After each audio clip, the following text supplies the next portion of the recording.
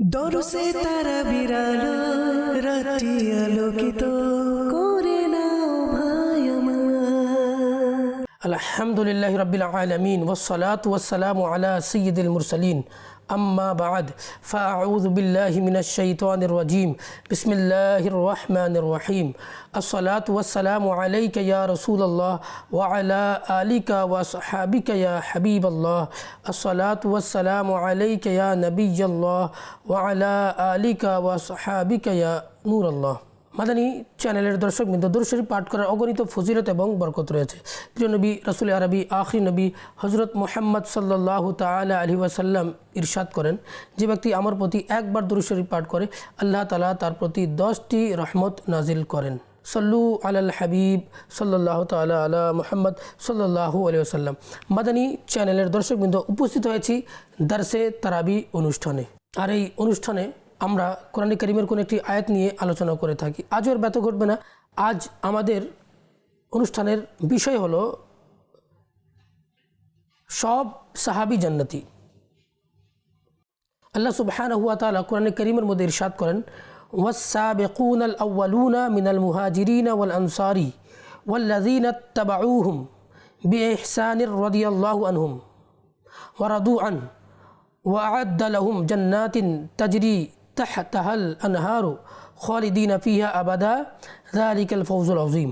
আল্লাহ সুবহানাহু ওয়া তাআলা ইরশাদ করেন, ওয়াস-সাবিকুনাল আউয়ালুনা মিনাল মুহাজিরিনা ওয়াল আনসার, নিশ্চয়ই মুহাজির এবং আনসারদের মধ্যে যারা সর্বপ্রথম এবং যারা কল্যাণ সহকারে তাদের আনুগত্য করেছে, মুহাজির এবং আনসারদের আল্লাহ তাআলা তাদের প্রতি সন্তুষ্ট, রাদিয়াল্লাহু আনহুম, আল্লাহ তাআলা তাদের প্রতি সন্তুষ্ট, ওয়া রাদু আন, এবং তারাও তার প্রতি সন্তুষ্ট, ওয়া আ'আদ্দা লাহুম জান্নাতিন, এবং আল্লাহ তাআলা তাদের জন্য জান্নাত সৃষ্টি করেছেন, তাজরি তাহতাহাল আনহার, যার নিচে নহর প্রবাহিত, খালিদিনা ফিহা আবাদা, তারা সেখানে সব সময় অবস্থান করবে, যালিকাল ফাওজুল আযীম, আর এটা হচ্ছে সবচেয়ে বড় সফলতা।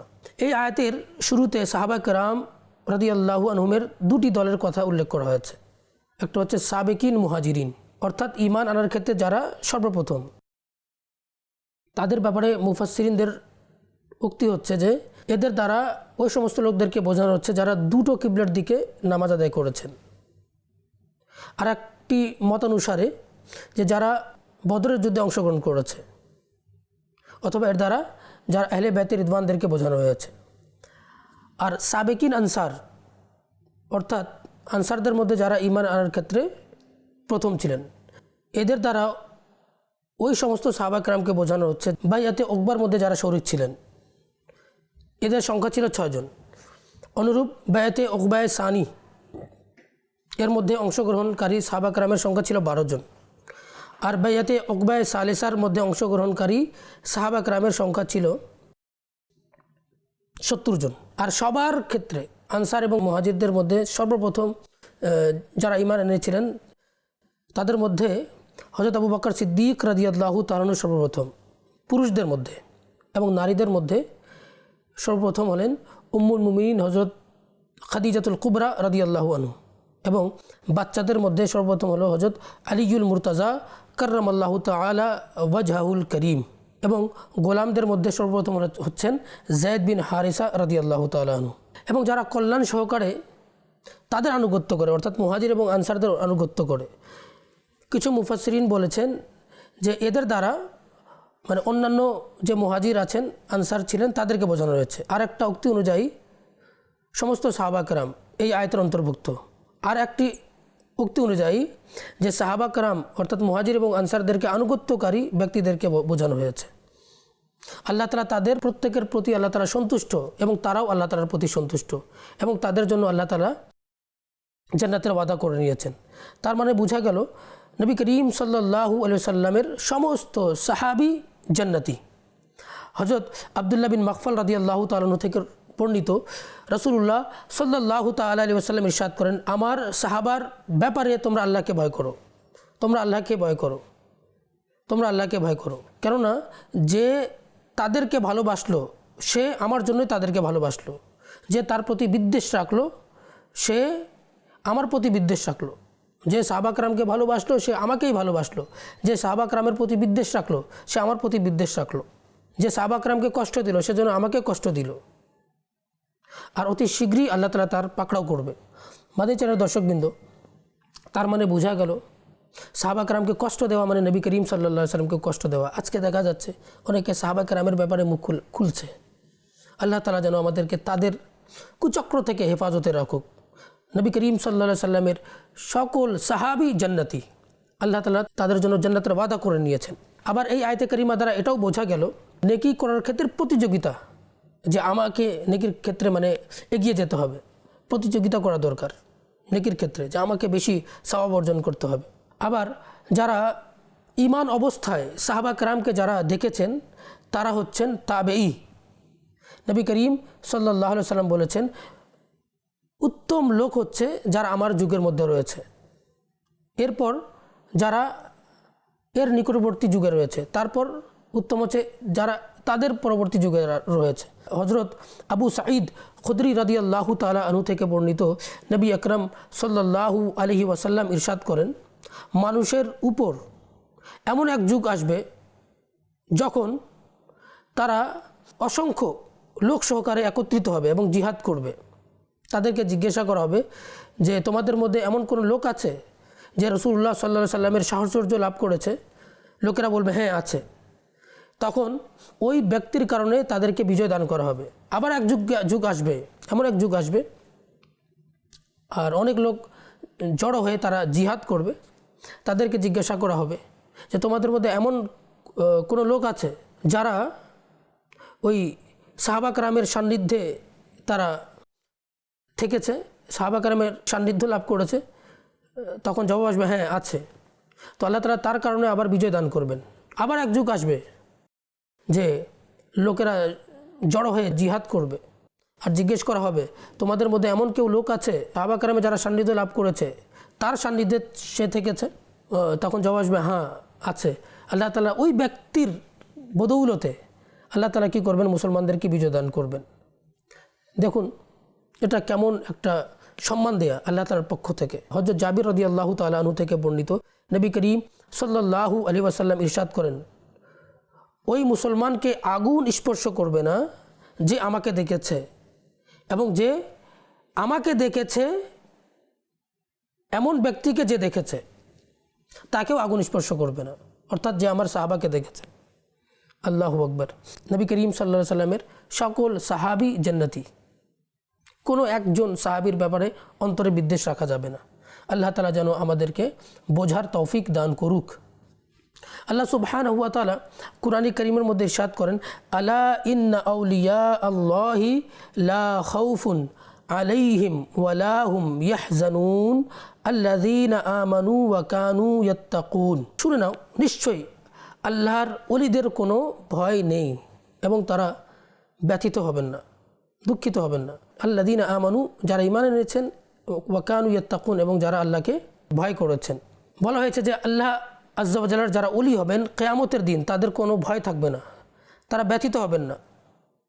ইনারা দুনিয়ার মধ্যে ঈমান এবং তাকওয়া সহকারে তারা জীবনযাপন করেছেন। আর এই আয়াতে কারিমার মধ্যে আল্লাহর ওলিদের আলোচনা করার উদ্দেশ্য হচ্ছে যাতে করে মানুষের অন্তরে আল্লাহর ওলিদের ব্যাপারে ভালোবাসা সৃষ্টি হয়। আর আল্লাহর ওলিদের একটা সিফাত এখানে বর্ণনা হচ্ছে যে তারা ঈমান আনয়ন করেন এবং তারা আল্লাহকে ভয় করেন। যারা আল্লাহর ওলি হবেন তারা কি করবেন? আল্লাহকে ভয় করবেন। আজকে দেখা যায় যে ওলির দাবি করছে কিন্তু নামাজ নাই, রোজা নাই, এমন ভণ্ড লোকও আছে, এমন মানে ধোঁকাবাজ লোকও আছে। বলে কি আমাদের নামাজের প্রয়োজন হয় না, নাউযু বিল্লাহি মিন যালিক। নামাজ কোথায় পড়ে? বলে কাবাতুল্লাহ শরীফে পড়ে। আর খানা কোথায় খায়? এখানে খানা খায়, খাবার এখানে গ্রহণ করে। তো যিনি আল্লাহর ওলি হবেন অবশ্যই তিনি আল্লাহ এবং তার রসুলের আনুগত্য করবেন, নামাজ আদায় করবেন, শরীয়তের আহকামের উপর আমল করবেন, নবী করিম সাল্লাল্লাহু আলাইহি সাল্লামের সুন্নাতের অনুসরণ করবেন। আর আল্লাহর ওলিরা মুত্তাকি, তাকওয়াবান হয়ে থাকেন, গুনাহ থেকে বাঁচার চেষ্টা করেন। কুরআন এবং হাদিসের মধ্যে আল্লাহর ওলিদের অনেকগুলো বৈশিষ্ট্য বর্ণনা করা হয়েছে। নম্বর 1, আল্লাহ তাআলা তাকওয়ার এই শান বর্ণনা করেছেন যে এটি বড়ই সাহসিকতার কাজ। সুতরাং তিনি বলেছেন যদি তোমরা ধৈর্য ধারণ করো এবং পরহেজগারিতা অর্জন করো তাহলে এটা অনেক সাহসিকতার কাজ। নম্বর 2, যারা তাকওয়াবান হয় আল্লাহ তাআলা তাদেরকে হেফাজত করেন। এবং আল্লাহ তাআলা বলেছেন যদি তোমরা ধৈর্য ধারণ করো এবং তাকওয়া গ্রহণ করো তাহলে শত্রুদের চক্রান্ত তোমাদের কোনো কিছু ক্ষতি করতে পারবে না। নাম্বার 3, আল্লাহ তাআলা মুত্তাকি লোকদের সাহায্য করেন এবং তাদেরকে নিজের নৈকট্য দান করেন। আর আল্লাহ তাআলা বলেছেন যে তোমরা জেনে রাখো যে আল্লাহ তাআলা পরহেজগার লোকদের সঙ্গে আছেন। নাম্বার 4, মুত্তাকি যারা রয়েছেন আল্লাহ তাআলা তাদেরকে নাজাত দান করেন এবং তাদেরকে হালাল রিজিক দান করেন। আল্লাহ তাআলা ইরশাদ করেন যে আল্লাহকে ভয় করে আল্লাহ তাআলা তার জন্য বের হওয়ার রাস্তা বের করে দেন। নাম্বার 5, এবং তার আমল সুসজ্জিত হয়ে যায়। আল্লাহ তাআলা বলেছেন হে ঈমানদারগণ আল্লাহকে ভয় করো এবং সোজা কথা বলো, আল্লাহ তোমাদের আমলগুলোকে সুসজ্জিত করে দেবেন। নাম্বার 6, এবং যারা তাকওয়া অবলম্বন করেন আল্লাহ তাদের গুনাহকে ক্ষমা করে দেন। নাম্বার 7, যে মুত্তাকি লোক হয়ে থাকে সে আল্লাহ তাআলার মাহবুব হয়ে যায়। আল্লাহ সুবহানাহু ওয়া তাআলা ইরশাদ করেন নিশ্চয়ই আল্লাহ পরহেজগারদেরকে ভালোবাসেন। নাম্বার 8, মুত্তাকিদের নেক আমল মকবুল হয়ে যায়। আল্লাহ তাআলা ইরশাদ করেন যে আল্লাহ তাআলা কেবল মুত্তাকিদেরকে কবুল করেন। আল্লাহ আজ্জা ওয়া জাল্লার নৈকট্য পাওয়ার মেয়ার হচ্ছে তাকওয়া। আল্লাহ তাআলা বলেছেন যে নিশ্চয় তোমাদের মধ্যে আল্লাহ তাআলার নিকট সবচেয়ে বেশি সম্মানিত হচ্ছে যে অধিক পরহেজগার। নাম্বার 10, মুত্তাকির জন্য দুনিয়া এবং আখিরাতের মধ্যে সুসংবাদ রয়েছে। যারা ঈমান এনেছে এবং যারা আল্লাহকে ভয় করেছে তাদের জন্য এই দুনিয়ার মধ্যে এবং আখিরাতের মধ্যে সুসংবাদ রয়েছে। নাম্বার 11, যারা মুত্তাকি তাদেরকে আল্লাহ তাআলা জাহান্নাম থেকে মাহফুজ রাখবেন, নিরাপদ রাখবেন এবং বলেছেন যে আমি মুত্তাকিদেরকে রক্ষা করব। নাম্বার 12, যারা মুত্তাকি জান্নাতে স্থায়ীভাবে তারা থাকবে। আর আল্লাহ তাআলা বলেছেন জান্নাত মুত্তাকিদের জন্য তৈরি করা হয়েছে। চ্যানেল দর্শক দেখুন এখানে মুত্তাকিদের প্রায় 12টা সিফাত, 12টা বৈশিষ্ট্য আল্লাহ সুবহানাহু ওয়া তাআলা বর্ণনা করেছেন। এক বুজুর্গ কুরআন মাজিদ থেকে ইস্তেদলাল করে তাকওয়ার মাহাত্ম্য বর্ণনা এভাবে করেছেন। এক লোক এসে তাকে বলল যে হুজুর আমাকে একটু নসিহত করুন। তিনি বললেন যে আল্লাহকে ভয় করো। দেখুন কুরআনে কারীমের মধ্যে আল্লাহ তাআলা কি বলেছেন, পূর্ববর্তী উম্মত এবং এই উম্মতকে আল্লাহ তাআলা তাকিদ দিয়েছেন যে তোমরা তাকওয়া ইখতিয়ার করো। কাজে আমিও তোমাকে কি করছি, তোমাকে নসিহত করছি যে আল্লাহকে ভয় করো, তাহলে সফল কাম হয়ে যাবে। তাকওয়ার একটা অর্থ হচ্ছে যে শিরিক থেকে বেঁচে থাকা, বিদআত থেকে বেঁচে থাকা, কবিরা গুনাহ সাগীরা গুনাহ থেকে বেঁচে থাকা। শিরিক এবং কুফর এমন একটা গুনাহ যেটা স্থায়ীভাবে জাহান্নামে যাওয়ার কারণ। তো মুত্তাকি লোক শিরিক এবং কুফর থেকে বেঁচে থাকবে। আচ্ছা, কুফর শিরিক আবার বিদআত থেকে বেঁচে থাকবে। আবার সাগীরা গুনাহ কবিরা গুনাহ থেকে মুত্তাকি লোক বেঁচে থাকবে। আবার মুত্তাকি লোক যেগুলো সন্দেহপূর্ণ বিষয় রয়েছে সেগুলো থেকে তারা বেঁচে থাকে, যে এই জিনিসটা হালাল কি হারাম যদি সন্দেহ চলে আসে সেটা থেকেও তারা কি করেন, সংযত থাকেন। চ্যানেল দর্শকবৃন্দ, আমাদের তাকওয়া কীভাবে অর্জিত হবে? যখন আমরা আল্লাহর ওলিদের সাহচর্যে থাকব। আল্লাহ তাআলা বলেছেন আল্লাহকে ভয় করো এবং সত্যবাদীদের সঙ্গী হয়ে যাও। যখন আপনি নেককারদের সাহচর্যে থাকবেন, মুত্তাকিদের সঙ্গে থাকবেন, মুত্তাকিদের সাহচর্যে থাকবেন, তখনই তাকওয়া অর্জিত হবে। তাদের সাহচর্য ছাড়া সম্ভব নয়। দুনিয়াতে কেউ ডাক্তার হতে যাচ্ছে তো ডাক্তারদের সান্নিধ্যে থেকে পড়াশোনা করতে হবে। কেউ ইঞ্জিনিয়ার হতে চাচ্ছে, ইঞ্জিনিয়ারের সান্নিধ্যে থেকে তাকে শিখতে হবে। তদ্রূপ যখন কেউ মুত্তাকি হতে চাচ্ছে আল্লাহর ওলিদের সাহচর্যে থেকে, নেককারদের সাহচর্য থেকে, উলামায়ে কেরামের সাহচর্য থেকে তাকে তাকওয়া অর্জন করতে হবে। তাদের কাছে গিয়ে সাধনা করতে হবে, জহদ ইখতিয়ার করতে হবে, তখন সম্ভব। সৎসঙ্গে স্বর্গবাস, অসৎ সঙ্গে সর্বনাশ। সোহবাতে সালেহ তুরা সালেহ কুনাদ, সোহবাতে তালেহ তুরা তালেহ কুনাদ। এই বিষয়ে অনেক বড় বড় আল্লাহর ওলিরা এসেছেন। ওলিদের সর্দার হচ্ছেন শেখ আব্দুল কাদের জিলানি রহমতুল্লাহি তাআলা আলাইহি। তার পূর্বে আবার হযরত জুনায়েদ বাগদাদি রহমতুল্লাহি তাআলা আলাইহি আল্লাহর ওলি ছিলেন। তারপর খাজা গরিব নওয়াজ রহমতুল্লাহি তাআলা আলাইহি, কুতুবউদ্দিন বখতিয়ার কাকি রহমতুল্লাহি তাআলা আলাইহি, ফরিদুদ্দিন গঞ্জ শাকর রহমতুল্লাহি তাআলা আলাইহি, দাদা গঞ্জ বখশ আলী হাজবেরি রহমতুল্লাহি তাআলা আলাইহি, বাংলাদেশের মধ্যে শাহজালাল শাহপুরান রহমতুল্লাহি তাআলা আলাইহি। তারা মুত্তাকি ছিলেন, পরেজগার ছিলেন। তারা দেশ থেকে দেশান্তরে বিভিন্ন দেশে গিয়ে ইসলাম প্রসার করেছেন। হুজুর খাজা গরিব নওয়াজ রহমতুল্লাহি তাআলা আলাইহি ভারত উপমহাদেশের মধ্যে এসে প্রায় 90 লক্ষ অমুসলিমকে কালেমা পড়িয়ে তিনি মুসলমান বানিয়েছেন। আল্লাহ তাআলা তাদের মুখের মধ্যে তাসির সৃষ্টি করে দিয়েছিলেন। তাদের মাধ্যমে কারামত প্রকাশ পেয়েছে। অনেকে কারামত দেখে ঈমান নিয়ে এসেছে, কেউ তার তাকওয়া দেখে ঈমান নিয়ে এসেছে, কেউ তার কথা শুনে তারা ঈমান নিয়ে এসেছে। কাজেই আল্লাহ সুবহানাহু ওয়া তাআলা হাদিসে কুদসিতে বলেছেন, মান আদা ওয়ালিয়ান ফাকাদ আযানতুহু বিল হারব, যে ব্যক্তি আমার অলির সাথে শত্রুতা পোষণ করলো, আমি তার প্রতি যুদ্ধের ঘোষণা করলাম। কাজেই যারা আল্লাহর অলিদের বিরোধিতা করে, আল্লাহর অলিদেরকে নিয়ে সমালোচনা করে, আল্লাহ তাআলা বলছেন আযানতুহু বিল হারব, তার প্রতি যুদ্ধের ঘোষণা করলাম। আপনারা দেখবেন যারাই আল্লাহর অলিদের সাথে বেয়াদবি করেছে, তাদের সম্মান নিয়ে কটাক্ষ করেছে, আপনি দেখবেন তারা পৃথিবীতেই লাঞ্ছিত হয়েছে। আর কিয়ামতের দিন তো লাঞ্ছিত হবেই। আল্লাহর ওলিদের যে মাজার রয়েছে, মাজারে গিয়ে সেখানে ফাতিহা পড়ুন, দোয়া করুন এবং তাদের উসিলায় আল্লাহ তাআলার দরবারে দোয়া করুন।